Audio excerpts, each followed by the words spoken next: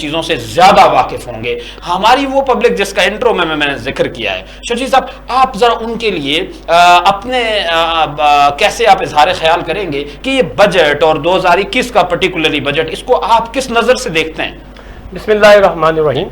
सबसे पहले मैं आपका शुक्रिया अदा करता हूँ आज JNN न्यूज़ का कि आपने मुझे प्रोग्राम में बुलाया और मैं अपनी बात लोगों तक पहुँचा सकूँ। आपने इंटरव्यू में बड़ी अच्छी बात की कि रेडी वाला, हजाम, बल्कि तमाम मकातब फिक्र के लोग जो है बजट पे बात कर रहे हैं। असल में हम जो लोग होते हैं जी, ख़ास तौर पे इन लोगों से ही निकल के आते हैं आपके पास, और हमारी बात को समझने के लिए वो आसान हो जाती है उनको। ऐसे है कि बजट बेहतर है, 8,499 अरब रुपए का बजट आया, ठीक, और 5,829 रुपए आपने महसूलात लेने हैं। FBR को कहा है कि कलेक्शन करें जी आप, बाकी जो खसारा बाद में है। अब मुझे एक बात समझ नहीं आ रही कि आप कह रहे हैं कि आपने बहुत सी सहूलतें दे दी हैं, लेकिन जो 5,829 अरब रुपया आपने लोगों से लेना है FBR के जरिए, या तो आप ताजरों पे बोझ डालेंगे उसका, ऐसा ही है। अगर नहीं डालते तो फिर आप ये करेंगे कि आप इनडायरेक्ट टैक्सेस लगाएंगे जो आवाम के लिए होंगे। अगर आप ये भी नहीं करते तो जाहिर बात है फिर आपके पास एक ही रास्ता बचता है, वो है कि आप नए नोट छापें। ऐसा ही है ना जी? ऐसा ही है। अगर नए नोट छापेंगे उससे अफराते ज़र होगा और फिर महंगाई में इंतहाई इजाफा होगा। आपने कहा कि 10% सैलरी परसेंट को बढ़ाएंगे। देखिए मेरी बात सुने, 10% 5,000 तनख्वाह वाले के लिए भी है, 10% 10 लाख तनख्वाह वाले के लिए भी है। देखिए ना, आपको गरीब आदमी का ख्याल करना चाहिए था। आपको करना ये चाहिए था कि 1 से लेकर 10 तक के स्केल के लिए स्लैब ये है, ठीक, जिसमें हम 100% बढ़ा रहे हैं, ठीक। इसी तरह 10 से लेकर 20% के लिए, 20 तक स्केल के लिए जो है आपका वो स्लैब है 5% या 10%। इससे ऊपर का जो स्लैब है वो है ही नहीं है जी। बहुत जबरदस्त। आपने गरीब आदमी का ख्याल नहीं किया। आपने कहा SME सेक्टर को हम क्या करेंगे, SME सेक्टर को ये करेंगे कि हम 3 लाख रुपया देंगे कि घर बना लें। इमरान खान साहब, 3 लाख रुपए में बनी गाला का घर बन जाएगा? नहीं बनेगा। मैं भी टॉयलेट की तो आप मुझसे ले लें 3 लाख रुपया, ठीक है। होना ये चाहिए था। फिर आपने एक और बात की, आपने इस बजट में कहा कि आप बड़ा खूबसूरत बजट पेश कर रहे हैं, सब खुश हो जाएंगे। बल्कि जाते हुए गुजर रहे थे तो किसी सहाफी ने सवाल किया बजट कैसा, तो उन्होंने कहा कि सब खुश हो जाएंगे। क्या खुश हो जाएंगे कि 5 लाख रुपया आपने कहा हर घराने को देंगे। ठीक भाई, क्यों देंगे आप? मैं नहीं लेना चाहता। आपको चाहिए था 5 लाख नहीं, आप 25 लाख देते, ठीक है, और मखसूस घरानों को जो मुस्तहिक है इसके उसको देते, और इसकी मतलब इसको आप इतनी स्क्रूटनी सख्त होती कि उनको जाते सिर्फ, और उनका कुछ 25 लाख का बनता तो सही ना। 5 लाख रुपये हर घराने को देने की जरूरत नहीं थी उनको। ठीक, हाँ, अच्छाई की तरफ आते हैं। आपने कहा कि बैंक ट्रांजैक्शन पे हमने वो ख़त्म कर दिया, विद होल्डिंग टैक्स 12 चीज़ों पे उन्होंने ख़त्म किया जी। ये बहुत अच्छा कदम है। हमारी कितने अरसे की ये डिमांड थी कि इसको ख़त्म कर दो, इसको ख़त्म कर दो। अब आपने ख़त्म किया तो इसके समरात आप देखेंगे कि समरात कितने इसके अच्छे हैं। क्यों? हम लोग बैंकिंग में हमने बैंकिंग करना छोड़ दी थी। SME सेक्टर ऐसा सेक्टर होता है जो दुनिया की मईशत में तरक्की याफ्ता कौमों के लिए सबसे ज्यादा तरक्की कराने में सबसे आगे होता है जी। करेक्ट, ठीक है जी। ये मल्टी बिलियनियर्स और टाइकॉन्स से मुल्क नहीं चलते। मुल्क जो SME सेक्टर बहुत बड़ी तादाद में होता है, यानी कि आज हम 60 लाख की तादाद में हैं, ठीक है ना जी। अब चाइना की एग्जाम्पल इस हवाले से सबसे नुमाया है, ठीक है ना जी। आपने उसकी तरफ फोकस करना चाहिए था, ठीक है जी। आप कह रहे जी हम आपको 3 लाख रुपए दे रहे हैं बिला जमानत। भाई बिला जमानत नहीं, हमें बिला सूद भी चाहिए और 20-25 लाख रुपए चाहिए ताकि कारोबार दोबारा शुरू कर दे। आप क्या समझ रहे हैं कोरोना में हमें निचोड़ के रख दिया है? कोरोना में हमारा छोटा ताजिर पिस के रह गया है। उसके अंदर जो हालात है आप सोच भी नहीं सकते हैं कि हम बड़ी तादाद शर्जील साहब ऐसे तो जार किया, ऐसे ताजिरों की है जिनके तो बिजनेस ही वाइंड अप हो गए। जी, ज़कात देने वाले ज़कात लेने पे आ गए हैं जी। आपने इंडस्ट्री को तबाह करके रख दिया कोरोना की शक्ल में।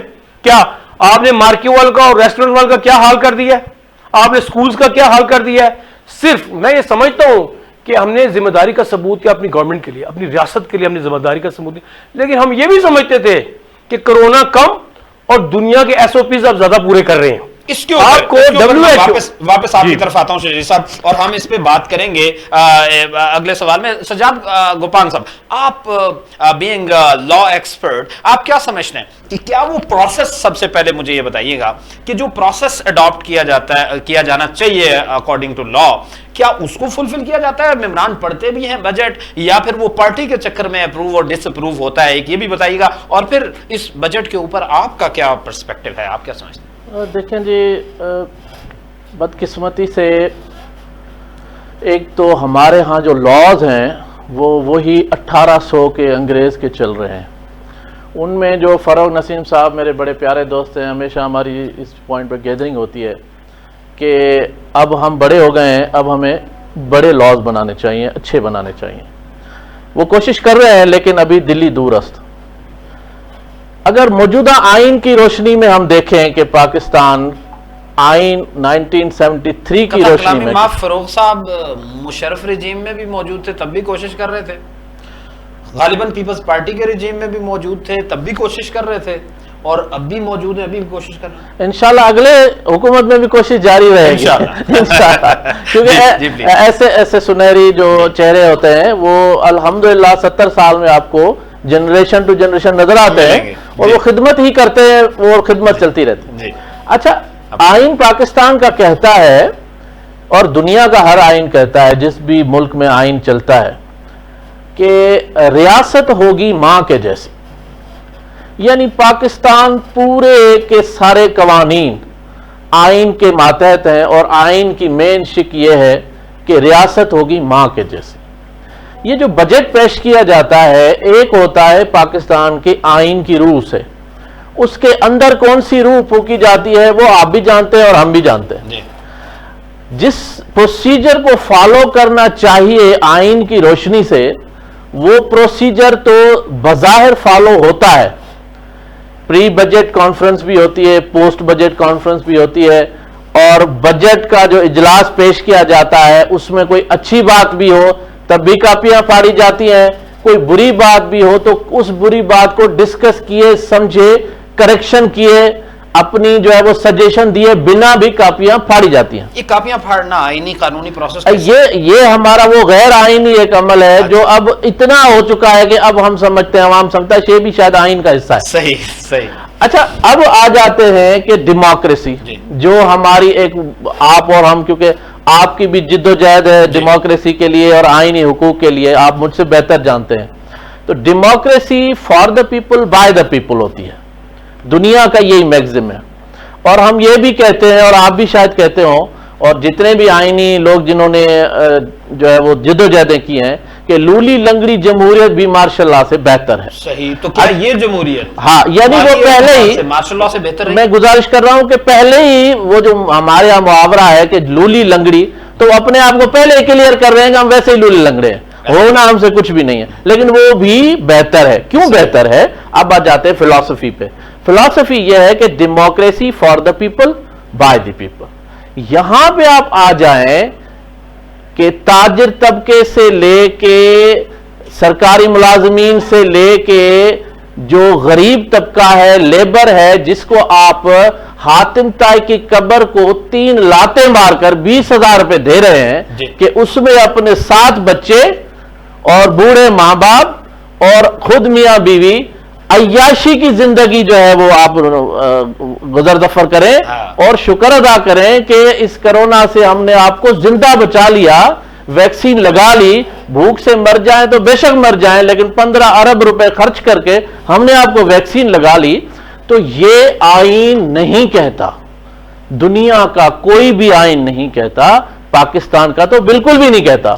लेकिन अब आ जाते हैं कि इस हुकूमत में और पिछली हुकूमतों में फर्क क्या है, क्योंकि अगर हम तमीज ना करें तो ये भी एक जुल्म है। इस पे भी मैं दोबारा शरीफ साहब, मैं आपसे जानना चाहूंगा कि आपने जो तजावीज फाइनेंशियल हवाले से अभी पेश की, आप ताजरों के, पंजाब एक फादर प्रोविंस समझा जाता, और वहां पे आप तंजीम ताजरा के हेड हैं।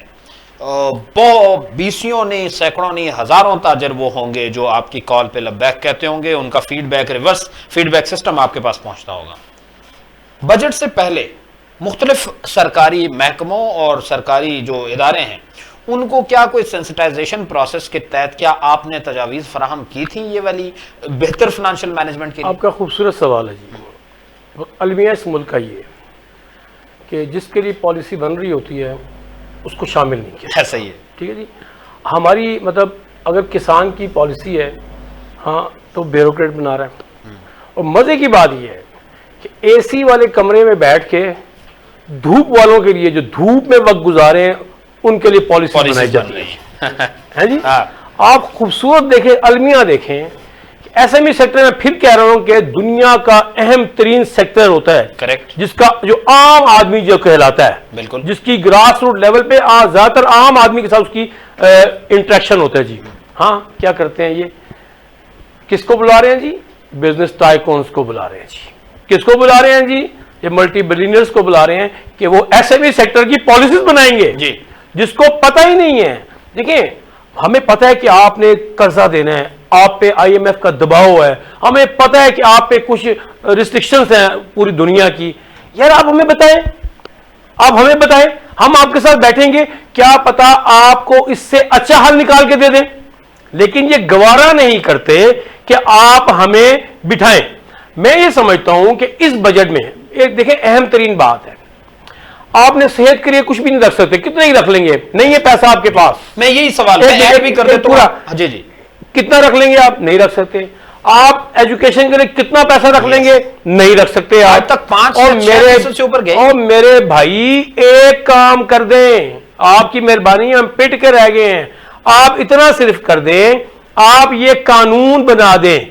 भाई ने कहा कि डेमोक्रेसी से हमें बड़ा फायदा होगा। कोई फायदा नहीं। कानून गरीब आदमी के लिए नहीं बनता।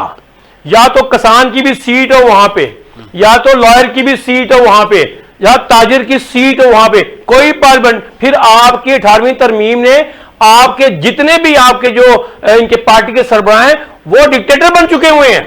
वो डिक्टेटर आए या ये डिक्टेटर करे, हमें क्या फर्क पड़ रहा है? आवाम को ये नहीं चाहिए। तो मैं आपसे कह रहा था कि ये पॉलिसी जो हम हाँ, पॉलिसी ये होनी चाहिए, आप ये कहें, कानून बना दें कि ब्यूरोक्रेट का बच्चा, एमएनए का बच्चा, वजीर का बच्चा सरकारी अस्पताल में इलाज करवाएगा। ये आइडियलिस्टिक नहीं है। एक मिनट, ये आइडियलिस्टिक नहीं है। नहीं, क्यों? क्यों ऐसा? दुनिया के अंदर, दुनिया जिसको खुदा ने एक दुनिया हैसियत दी है, नहीं, खुदा ने ताजिर को हैसियत दी है। जरा बात को मेरी समझना, मैं उनका नाम नहीं ले रहा। हाँ। जो आपका ब्यूरोक्रेसी है, जो आपका एमएनए जो खिदमत के जज्बे से है, जो आपका वजीर है, ठीक है ना, मैं ताजिर की बात नहीं कर रहा। ठीक है। इन पे अलावा कि तुमने सरकारी अस्पताल, एक वक्त में इंडिया में होता था कि वो अपनी अपनी गाड़ी में जाते थे। पब्लिक ऑफिस बेरर को फिर देखें कि आपका हॉस्पिटल कहां जाता है। बहुत अच्छा। फिर देखें कि आपका सरकारी अस्पताल जो एकड़ों में बने हुए हैं, जहां पे गाय और भैंस बंधी हुई है। ये मैं यहां शर्जील साहब की बात को मैं एक वैलिडेट करते हुए, मैं इस स्क्रीन से आज ये बहुत अहम बात मेरे ख्याल से शर्जील साहब ने की है, मैं इसको रीइटरेट करना चाहता हूं कि अगर पब्लिक ऑफिस बीरर, मैंने वो क्वेश्चन जो किसी के जहन में आना था मैंने वो भी क्लियर कर लिया कि क्या शर्जील साहब का ये कहना है कि किसी साहिब सरवत को ये इजाजत ही ना हो कि वो अच्छे हॉस्पिटल में जाए? ऐसी बात नहीं है। शर्जील साहब ने बीइंग ताजरों के नुमाइंदा होने की हैसियत से एक बहुत अहम बात यह की है कि हर पब्लिक ऑफिस बीरर को, हर सरकारी मुलाजिम और सरकारी नुमाइंदे को ये पाबंदी अगर लगा दी जाए कि वो सरकारी हॉस्पिटल से इलाज करवाएंगे, सरकारी स्कूल में तालीम हासिल करेंगे और सरकारी सहूलियात और निजी सहूलियात उनके लिए बिल्कुल बैन होंगी, तब ये स्टेट ऑफ अफेयर्स बदलेगा और ये बहुत एक इनकलाबी कदम होगा और उसको होना चाहिए। जी प्लीज। मैं आपको ये बता रहा हूं कि इमरान खान वो कह रहे कि मैं मोरूसी सियासत को खत्म करना चाहता हूं। इमरान खान आए एक नारा लेके आए कि इनकलाब, ठीक है। जब इनकलाब का नारा लेके आए तो आपने ये काम कर रहे थे ना, आप भी पुराने वाले अगर काम कर रहे हैं तो फिर आपको हमें आपको आने से क्या फायदा होगा, हासिल होगा। इसी तरह आपको सबसे अहम बात है, स्टेक होल्डर्स को बिठाना पड़ेगा, ठीक, आपको बेहतर बात मिलेगी। आपने बजट के अंदर सिर्फ और सिर्फ, हम इसलिए सरकारी मुलाजिम को बार बार कह रहे हैं कि आप उनकी तनख्वाह बढ़ाएंगे, उसमें फायदा हमारा है। क्यों?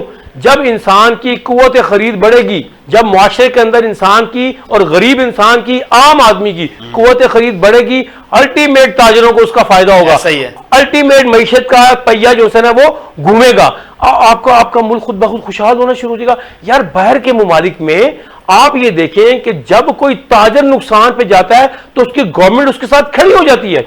हमारा अलमिया देखें, हम टैक्स पेयर हैं, ठीक है ना। आज हमारी कितनी बात वक्त कई मार्केटों में हमारी आग लग जाती है, कोई सानिया हो जाता है, लेकिन आप पूछते हैं कभी हमें? आप तो ज्यादा हर्डल क्रिएट कर देते हैं हम लोगों के लिए, मुश्किलात आती है हमें अपनी दुकान बनाने के लिए, नक्शे ढूंढने पड़ जाते हैं हमें, हालांकि आपको उनके साथ खड़ा होना चाहिए। इतने बड़े अलमिया निजाम की तब्दीली इस वक्त, इस बोसीदा निजाम की तब्दीली इतनी जरूरी है, इतनी जरूरी है कि आप हमें नहीं चाहिए, एक आखिरी बात, हमें नहीं चाहिए कि मुल्क में, मैं माजरत के साथ, हमें बिल्कुल नहीं चाहिए इस मुल्क में जमहूरियत है या नहीं है, इस मुल्क में सदारती निजाम है कि नहीं है, इस मुल्क में मार्शल है कि नहीं है। अब कौम तंग आ गई है, कौम को पेट की जरूरत है। ये वो ज़राई मुल्क है, खुदा का वास्ता है, ये वो ज़राई मुल्क है कि जहां पे 80% दालें इंपोर्ट होती हैं और आपका दालों का रेट कारोबारी बंदे के हाथ में ही नहीं है। क्यों? कि आपका डॉलर फ्लक्चुएट होगा, प्रोडक्शन होती है, वो सरकारी जो बड़े बड़े आड़ती और इन्वेस्टर्स हैं वो उठा के कोल्ड स्टोरेज में डाल देते हैं, वहां से अफगानिस्तान भेज देते हैं, वहां से फिर इंपोर्ट करते हैं। क्या ऐसा नहीं? बिल्कुल हो सकता है ऐसा। मैंने कहा ना आपको निजाम ही यहाँ इशराफिया कौन है? यहाँ इशराफिया, मैं आपको बताऊं, हैरान रह जाएंगे। इशराफिया में बड़ा बिजनेसमैन, ब्यूरोक्रेट, ठीक हो गया, और माजरत के साथ बड़ा एंकर और टीवी का मालिक।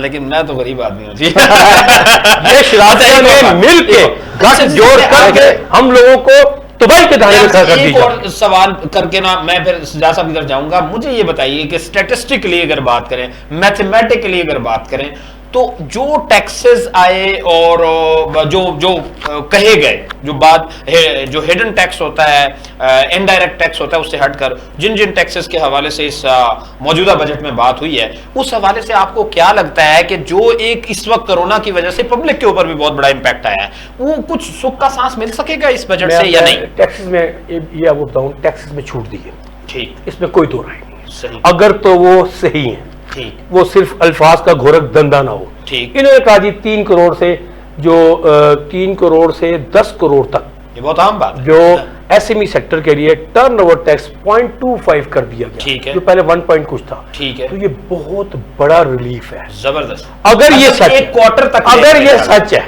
अगर ये सच है, तकरीर नहीं है। दूसरा, सेल्फ असेसमेंट स्कीम, ठीक, कि आप जो देंगे वो मान लिया जाएगा, फिर अगर किसी का सबूत मिल जाता है कि इसने गलत दिया है तो एफबीआर नहीं करेगी, थर्ड पार्टी उसका ऑडिट करेगी। बहुत अच्छी बात है। बहुत हम इसको, जिसको हम जो चीज आपने सही की है उसको अच्छा भी कहेंगे। सही। लेकिन अलमिया क्या है कि आप ना जिस मुल्क के इस वक्त खिलाड़ी हैं ना, जिस मुल्क के खिलाड़ी हैं, उस मुल्क को आपको फौरी तौर पे रिलीफ लोगों को चाहिए इस वक्त। करेक्ट। आपका बजट अच्छा हो सकता है, मैं ये समझता हूं, लेकिन इसके समरात 2 साल के बाद आएंगे। मैं तो टेक्निकल तौर पे समझ रहा हूं, लेकिन आम आवाम जिसका जिक्र आपने फरमाया, कैसे, जरा बताइएगा कैसे? लेकिन आपकी पॉलिसीज जो आप बना रहे हैं, ये टर्नओवर टैक्स हो गया, सेल्फ असेसमेंट स्कीम होगी, फिर आपके अल्लाह भला करे आपको 5 लाख घराने वाला थोड़ा बढ़ा देंगे, वो किया, इसके जो समरात आएंगे वो आपको अगले 2 सालों में मिलेंगे जाके। अच्छा, लोग खुशहाल होंगे। अच्छा, तब आपका मैशत का पहिया चलेगा ना।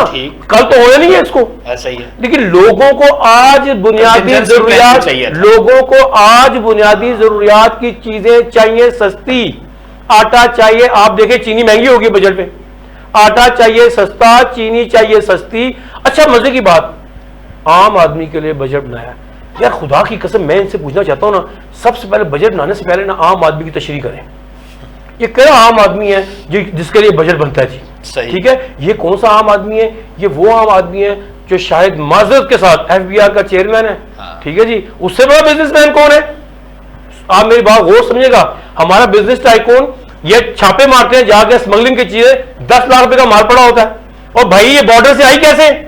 जो अरबों रुपए का माल लेके आ रहा है उसका गठ जोड़ है चेयरमैन साहब के साथ, वहां परसेंटेज तय होती है, माल अंदर आ जाता है और ताजर, छोटे ताजरों पे झटके लगाए। एफबीआर के साबिक चेयरमैन शब्बीर जैदी ने तो बोला था कि मैं जिस माफिया पे हाथ डालता हूं खान साहब मुझे सिफारिश कर देते हैं कि उनको छोड़ दो। सारी बात सामने आ गई।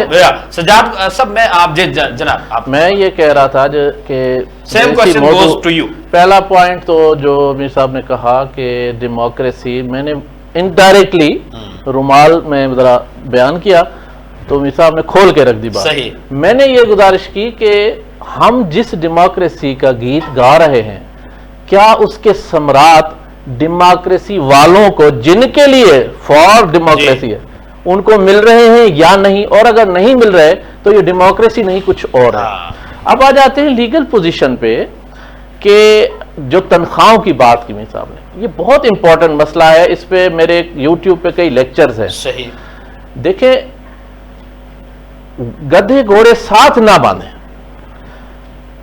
बजट में आप आम आवाम को, आम आदमी को रिलीफ देने का क्लेम 70 साल से कर रहे हैं। 70 साल से सारी पार्टियां लगी हुई हैं अवाम की खिदमत में, सबके मैनिफेस्टो हैं, फिर भी ऐसी मनूस अवाम है कि मसले हल ही नहीं हो रहे, लगे हुए हैं। मुझे ये बताएं कि जिस अवाम को आप मनूस लीडर है, जो मतलब लीडर बड़े लोग हैं ना, हम आवाम है ना, वो बड़े लोग हैं। अच्छा, लगे हुए हैं, पता नहीं क्या बात है, अवाम की तकदीर ही नहीं बदल रही। मुझे ये बताएं कि जिस आदमी की 50,000 तनख्वाह है, मैं नीचे नहीं जा रहा, मैं से ऊपर ऊपर मिडिल क्लास की बात कर रहा हूं, नीचे तो तबाही है ना, और उन्हीं की बद्दुआएं हैं जिनको आप तंग कर रहे हैं। 50,000 में मुझे ज्वाइंट फैमिली को अलग करके एक फैमिली, मियां बीवी, मां बाप, 7 बच्चे, उनकी पढ़ाइयां, बीमारी, आना जाना, बजट बना के दिखाएं। आम आदमी का ये बजट बना के दिखाएं, नहीं बना सकते। इनका कसूर नहीं है। मेन चीज आज मैं आपके फोरम से कह रहा हूं, सही। मीर साहब से भी मैं गुजारिश करूंगा कि असल पॉइंट पे आए। कसूर इनका नहीं है। सही। Right person for right job 70 साल में हुआ ही नहीं है। इंपोर्टेड वजीर खजाना पाकिस्तान पे हमेशा मुसल्लत हुए हैं। पाकिस्तान में ताजिर को क्या मसला है, पाकिस्तान में मजदूर को क्या मसला है, किसान को क्या मसला है, यूएसए से आने वाले बंदे को क्या पता कि क्या मसला है। नवाज शरीफ ने बड़ी हुकूमत की यार, देखे ना, नवाज शरीफ यहाँ पे जंग वाले भाई, बेनजीर यहाँ के ऐसा ही है। वो तो 2 टर्नओवर में सिर्फ आए हैं बाहर से, या मोइन कुरैशी आ गया या शौकत अजीज आ गया, बाकी आपके साथ थरपारकर की सीट से आप एमएनए लाते हैं, उनको पता ही नहीं है। उनको बताते हैं कि भाई आपका एमएनए आ गया, फिर शेख साहब यार इसको तो हमने देखा ही नहीं, अब तो देख लेना टीवी में, यही आपका एमएनए। अब वो मिनिस्टर बन जाता है। अब जब वो उनको क्यों बनाया जाता है? उनको इसलिए बनाया जाता है, ये एक वॉर है, गुरिल्ला वॉर है अपोजिशन और हुकूमत की। अवाम का नाम और निशान ही नहीं है इसमें। They don't care about the nation.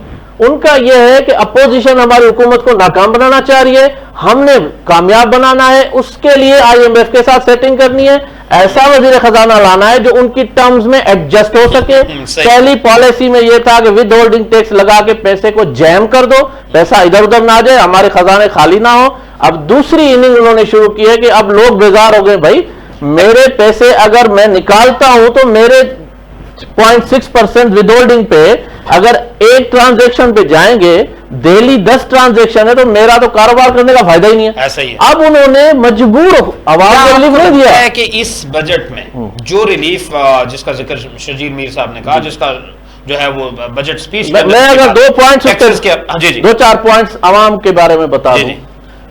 मुख्तसर ये कि रिलीफ ये दिया है आवाम को कि जो उजरत है वो 3,000 बढ़ाई है, ठीक, और बज़ाहिर कोई नया टैक्स नहीं लगाया। सही। उसके अलावा कोई रिलीफ नहीं। छोटी गाड़ियां सस्ती कैसे होंगी, कितनी होंगी, ये भी एक सवाल है। ठीक। छोटी गाड़ियों पे जो टैक्स कम किया गया, इलेक्ट्रिक पे जो किया गया है, इलेक्ट्रिकल गाड़ियों पे वो जो 17 से 16% निकाला गया है, वो मजबूरी है। बिजली हमारा कॉन्ट्रैक्ट हो चुका है, हम महंगी बिजली ले रहे हैं, हमें लेनी है, उनको पैसे देने ही देने हैं, इसलिए वो इलेक्ट्रिकल गाड़ियां चला रहे हैं।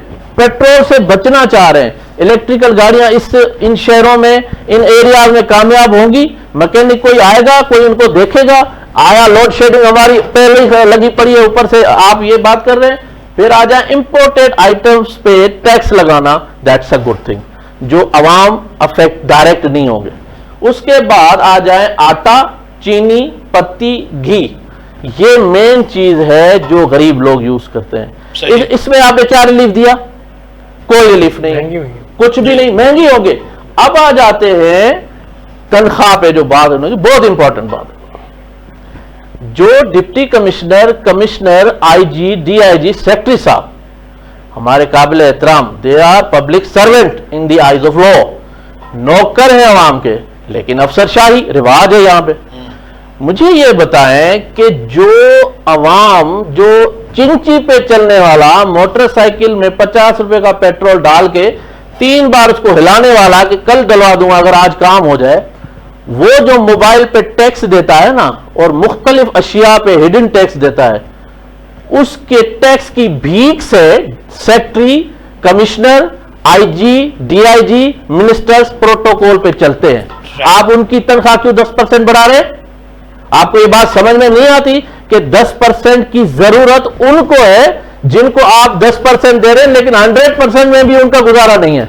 जिसकी ऑलरेडी 10 लाख तनख्वाह है, उसी वाली मुल्क में इमरजेंसी, इकोनॉमिक इमरजेंसी, वो एक इनॉग्रेशन करते हैं अरबों रुपए से बनी हुई बिल्डिंग का, और वो लिखते हैं कि मेरा एक ख्वाब शर्मिंदा है ताबीर हो। बिलाल साहब, अब मुझे ये बात है, भाई ने अच्छी बात की यार। आप सोचें कि ताजर चोर, ठीक, ताजर करप्ट, ताजर माफिया, ऐसे ही अल्फाज है कि दूसरी बात कर रहे हैं। जी जी जी।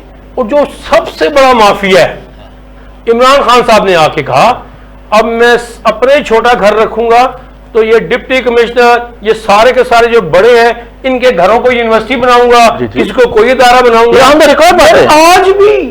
आज भी मैं एक अफसर के पास जा रहा हूं, वो मुझे सिखा रहा है, मैंने कहा फलां जगह जरूरत है एक ट्रैफिक के, क्या कहते हैं उसको, चौकी या ट्रैफिक के उसको उठाने वाला, क्या उसको कहते हैं, लिफ्टर। हमें कहते हैं बिल्कुल मिल जाएगा आपको, मेरे एक बाजार में कह रहे हैं मिल जाएगा आपको, आप उसके महीने की तनख्वाह दे दिया करें। मैंने जनाब से कहा कि आप जितना प्रोटोकॉल ले रहे हैं, जितने पुलिस अफसर साथ रख रहे हैं, जितना कुछ ले रहे हैं, तो होना तो ये चाहिए। मैं जो कहने लगा हूं, गवर्नमेंट को होना तो चाहिए, इनको क्या जरूरत है अपने साथ 4 मुलाजिम रखने की, और ये लाइबिलिटी है ये तो। अब हम बोलने वाले हो गए हैं, चाहिए गवर्नमेंट को कि इनसे ये रिलीफ लें या ये पे कर सकते हैं। तो जैसा इन्होंने मुझे कहा है कि आप पे करवा लें, तो ये भी पे कर सकते हो, जितने मर्जी अपने साथ मुलाजिम रखे, ऐसा ही है, ठीक है ना जी। देखिए बात सुने, हमें निजाम को तब्दील करवाना है। हमारी अवाम बिल्कुल इतना पिसा दिया सिस्टम ने उसको कि बोलना, यहां तक हाथ रख दिया ना, बोल भी नहीं सक रहे।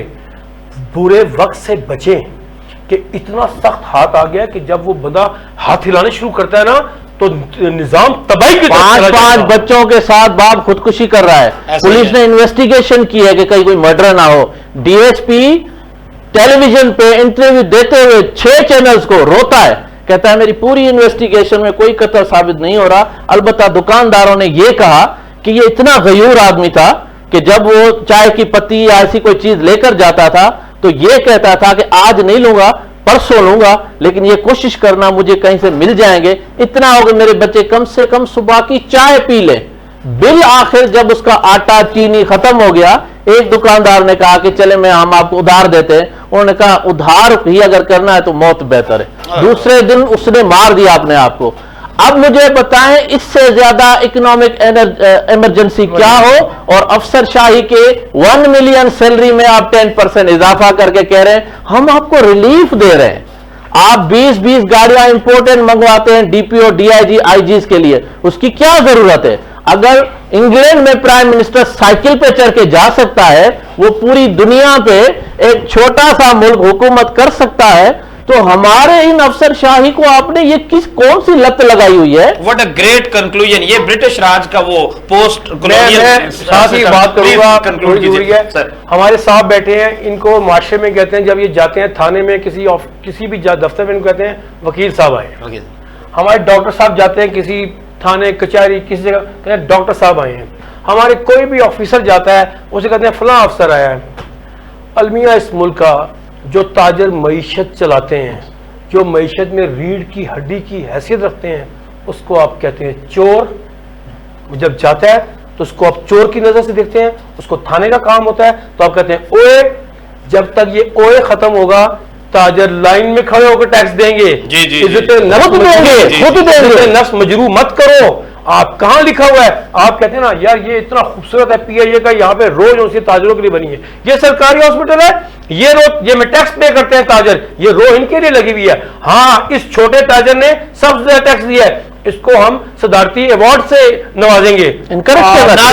नाज़रीन थैंक यू वेरी मच, बहुत शुक्रिया अदा कर रहा हूं मैं शर्जील मीर साहब का, जो अंजुमन ताजरा के पंजाब के सदर हैं, जनाब सज्जाद गोपांग साहब सीनियर एडवोकेट हैं। आपका बहुत शुक्रिया, बहुत ही हमने मुख्तसर वक्त में कोशिश की कि जामे गुफ्तगू करें नाज़रीन। और सबसे आज के प्रोग्राम को कंक्लूड करते हुए मैं ये कहूंगा कि हमारे जो पैनलिस्ट थे उनका इस बात पे इत्तेफाक है कि दरअसल टैक्स पेयर को इज्जत दो, बाकी ABC के नारे अहम हो या ना हो, लेकिन टैक्स पेयर को इज्जत देना ये बुनियादी तौर पे पाकिस्तान को स्ट्रेंथन करने की जरूरत है। और ताजिरों को वो ड्यू रिस्पेक्ट दी जाए जो कमाऊ पूत हैं, जो जैसे घर में कमाने वाले बच्चे की ज्यादा इज्जत होती है, वो ताजिर जो मुल्क की मईशत का पहिया चला रहा है उसको उसका ड्यू रिस्पेक्ट, उसका मकाम मिलना चाहिए। और अफसरशाही जो है उनकी जो मराहत है उनकी कटौती करके उसे पब्लिक को रिलीफ मिलना चाहिए। दोबारा आपसे मुलाकात होगी। बिलाल अब्बासी को इजाजत दीजिए, अल्लाह ने के बाद।